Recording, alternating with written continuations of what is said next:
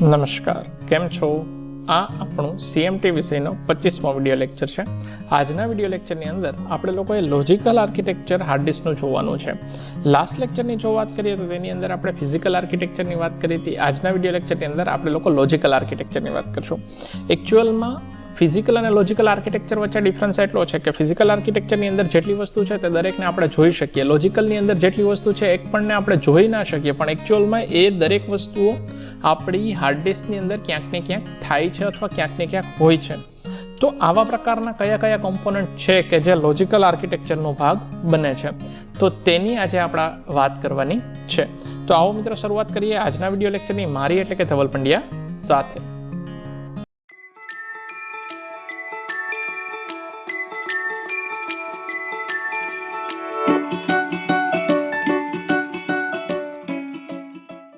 જો લોજિકલ આર્કિટેક્ચરની વાત કરીએ તો સૌથી પહેલી જે વસ્તુ આવે જેને કહેવામાં આવે છે ટ્રેક. ટ્રેક એટલે શું?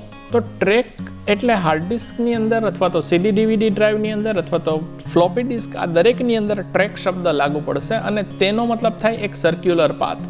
જ્યારે આપણે લોકો હાર્ડ ડિસ્કની અંદર જેટલો પણ ડેટા સ્ટોર કરાવીએ છીએ તે દરેક ડેટા ટ્રેકની અંદર સ્ટોર થાય છે. જેમ કે તમે અહીંયા ફિગરની અંદર જોઈ શકો કે બિલકુલ મિડલની અંદર એક ઓરેન્જ કલરનું ડોટ છે, તેને લેન્ડિંગ ઝોન કહેવામાં આવે છે. હવે અહીંયા સાથે સાથે લેન્ડિંગ ઝોનની ડેફિનેશન પણ જોઈ લે. લેન્ડિંગ ઝોન એટલે એક એવું ટ્રેક અથવા તો સીડી ડીવીડી અથવા હાર્ડ ડિસ્કની અંદરની સૌથી નજીકનું ટ્રેક કે જ્યાં આગળ આપણે કોઈ પણ પ્રકારનો ડેટા સ્ટોર કરાવી શકતા નથી, તો તેને કહેવામાં આવે છે લેન્ડિંગ ઝોન.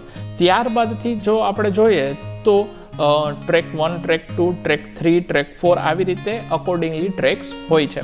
તો આ વાત થઈ ટ્રેકની. ટ્રેક પછીની બીજી વાત એટલે આવશે સેક્ટર. તો સેક્ટર એટલે શું? તો કે ટ્રેકના ડિવિઝન અથવા ટ્રેકના સબ ડિવિઝન. ટ્રેકની અંદર જો ભાગ પાડવામાં આવે તેને સેક્ટર્સ કહેવામાં આવે છે. સેક્ટર અહીંયા તમે જોઈ શકો સેક્ટર 1 થી લઈને સેક્ટર N સુધી ડેટા જઈ શકે. હવે આપણને એમ થાય કે ટ્રેકની અંદર કેટલો ડેટા રહીએ, તો આપણે એમ કહીએ કે એમાં કેટલા નંબર ઓફ સેક્ટર્સ છે એની ઉપર આધાર રાખે. તો હવે કેટલા નંબર ઓફ સેક્ટર હોઈ શકે? તો કે એક સેક્ટર છે 512 એટલે કે 512 બાઇટનો હોય.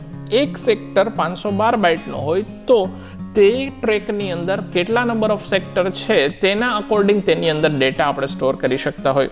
હવે સપોઝ ઘણીવાર એવો વિચાર આવે કે 512 બાઇટ કરતાં વધારે ડેટા હોય તો શું કરવું? તો સેક્ટર તો ચાલશે નહીં, તો તેના માટે એક કરતાં વધારે સેક્ટરને ભેગા કરવામાં આવે છે અને એક કરતાં વધારે સેક્ટરને ભેગા કરો તો તેને કહેવામાં આવે છે ક્લસ્ટર. તો ક્લસ્ટર છે એ ગ્રુપ ઓફ સેક્ટર્સ છે.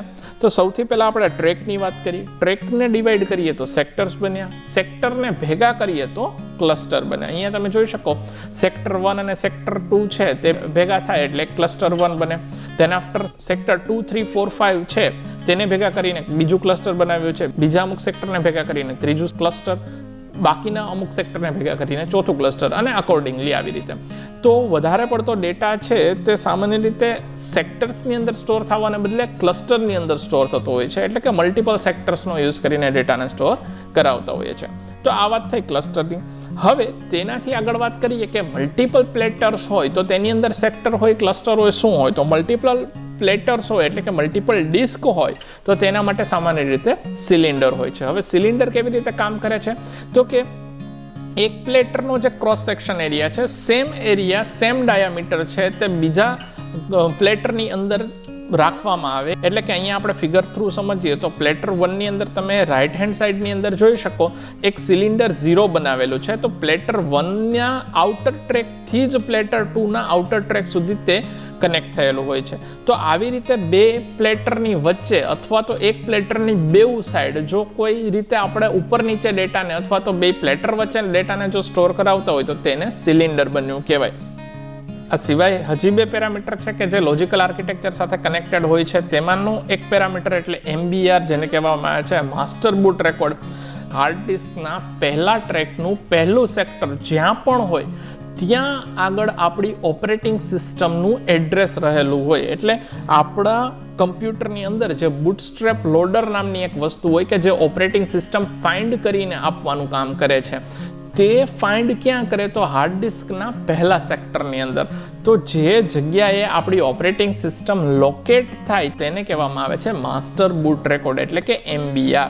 આ સિવાય હજી એક ડેફિનેશન છે કે જે લોજિકલ આર્કિટેક્ચર સાથે કનેક્ટેડ છે, તે છે ZBR એટલે ઝોન બીટ રેકોર્ડિંગ. આપણી જે ડિસ્ક છે અથવા જે પ્લેટર છે તેના સેન્ટરની જેમ નજીક આવતા જઈએ તેમ આપણને નંબર ઓફ સેક્ટર્સ ઓછા મળશે અને જેમ તેનાથી દૂર જાય તેમ નંબર ઓફ સેક્ટર્સ વધારે મળવા જોઈએ. એટલે આપણે એવું ન કરી શકીએ કે પહેલેથી ફિક્સ કરી દઈએ કે એક ટ્રેકની અંદર 10 સેક્ટર જ રહી શકે, કારણ કે એવું પોસિબલ છે કે જે સેન્ટરથી નજીકનો પાર્ટ છે અથવા સેન્ટરથી નજીકનો ટ્રેક છે તેમાં 10 સેક્ટર રાખો તો ચાલે, પણ જેમ જેમ દૂર જાવ એમ વધારે સેક્ટર્સ થવા જોઈએ. તો આવી વસ્તુ આપણે કયા ટ્રેકની અંદર કેટલા સેક્ટર રાખવા એના માટેનો જે રેકોર્ડ છે એ આપણે ZBR એટલે કે ઝોન બીટ રેકોર્ડિંગની અંદર રાખતા હોઈએ છીએ. તો આ અમુક ડેફિનેશન છે કે જે હાર્ડ ડિસ્કના લોજિકલ સ્ટ્રક્ચર સાથે કનેક્ટેડ છે. તો આઈ હોપ કે તમને લોકોને આ વિડીયો લેક્ચરની અંદર દરેક વસ્તુ સમજાણી હશે. નેક્સ્ટ વિડીયો લેક્ચરની અંદર ફરીથી પાછા મળશું. ત્યાં સુધી જય હિન્દ, જય ભારત.